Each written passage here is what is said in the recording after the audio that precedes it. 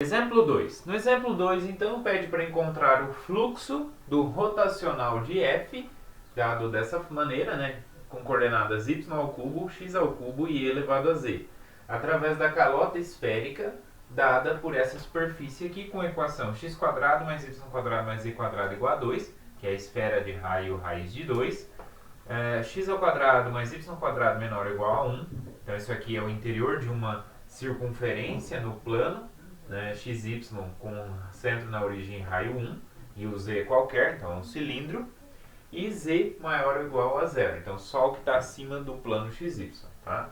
Com relação ao vetor normal que aponta para cima. Então o que é fluxo, pessoal? Fluxo é a integral de superfície daquele campo vezes o normal àquela superfície, né? Como é o fluxo do rotacional de F, então é o rotacional de F, produto escalar com o normal da superfície, integral de superfície. Então, isso aqui que a gente quer calcular. Tá?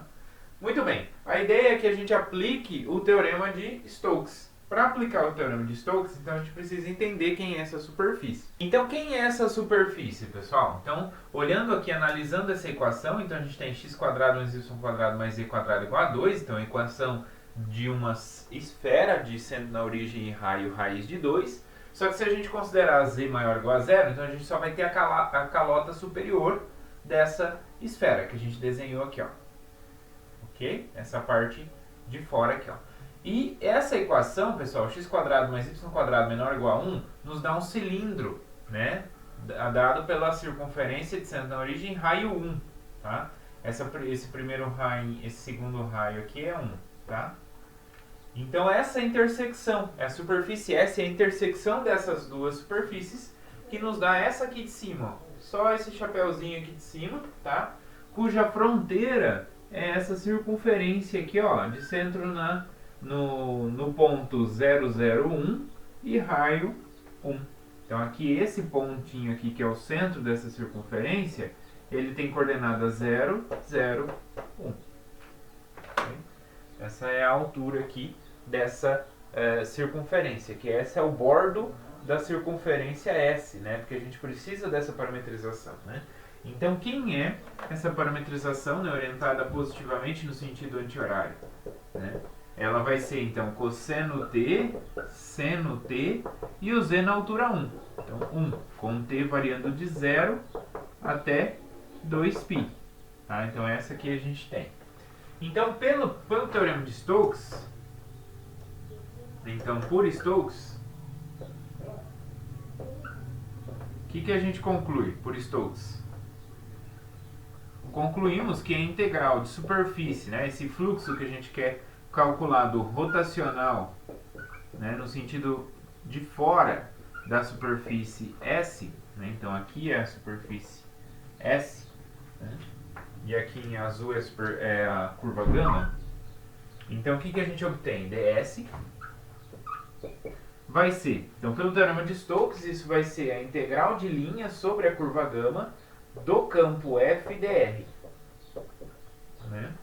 E quanto que é isso? Vamos calcular, então. Como que a gente calcula? Então, faz a integral, o intervalo de definição da curva, que é de 0 até 2π, componho f com gama, então f é aplicada na curva gama, que é cosseno t, seno t e 1, vezes o vetor tangente à curva gama, que é derivado do cosseno, menos seno t, derivado do seno, cosseno t, e 0. Né? Isso dt. Ficou espremido ali. Mas isso então vai ser integral de 0 até 2π d. Bom, vamos aplicar então o campo f. Então vai ficar, a primeira coordenada é y ao cubo, então vai ficar seno ao cubo de t. A segunda coordenada é cosseno ao cubo de t. Né? E a última coordenada é e elevado a z. Z é 1, então é e. Ok? Vezes o vetor tangente, que é menos seno t, cosseno t, 0. Né? dt. Quanto que isso vai dar? Então, integral de 0 até 2π d. Faço o produto, seno ao cubo com menos seno, vai ficar menos seno à quarta de t. Né? Mais Cosseno ao cubo vezes cosseno vai ficar cosseno à quarta de t. E e vezes 0 é 0, dt. Então, olha só, eu vou estar aqui, pessoal, então, com uma integral de 0 até 2π de cosseno à quarta de t, né, ou, na verdade, eu posso enxergar como cosseno ao quadrado, menos seno ao quadrado.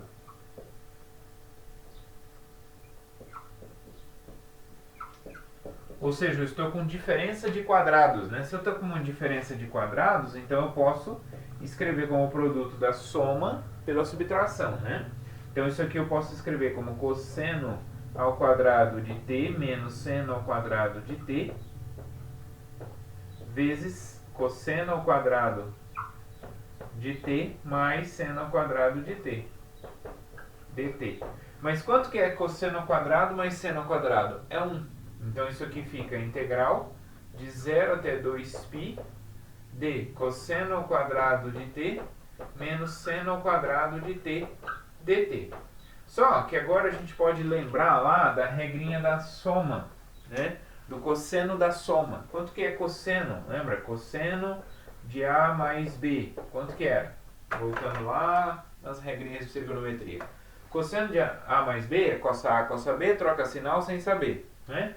Então, cossa A, cossa B, troca sinal, como está somando, subtrai, sem saber. Tá? Sem saber. Então, o que vai acontecer se eu tiver o cosseno de 2t? O 2t, ele é t mais t. Então, no lugar de A é t, no lugar de B é t. Então, vai ficar cosseno de t vezes cosseno de t. Então, cosseno quadrado de t.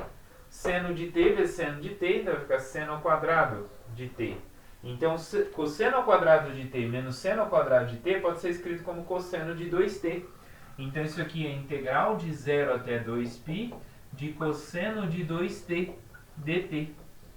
Agora, quem é a primitiva de cosseno de 2t? Quando eu derivar vai aparecer um 2, né? Primitiva do cosseno é seno. Então, isso aqui vai ficar seno de 2t sobre 2, avaliado de 0 a 2π. Então, vamos lá. Quanto que isso vai dar? Então, avaliando ali, o que vai acontecer? O seno, então vai ficar seno de 4π sobre 2 menos seno de 0 sobre 2. Seno de 4π, 4π eu dei 2 voltas na circunferência. Vou cair no zero novamente. Seno de 0 é 0. Seno de 0 é 0. Então isso é 0. Tá? Então o fluxo do rotacional nessa direção é 0.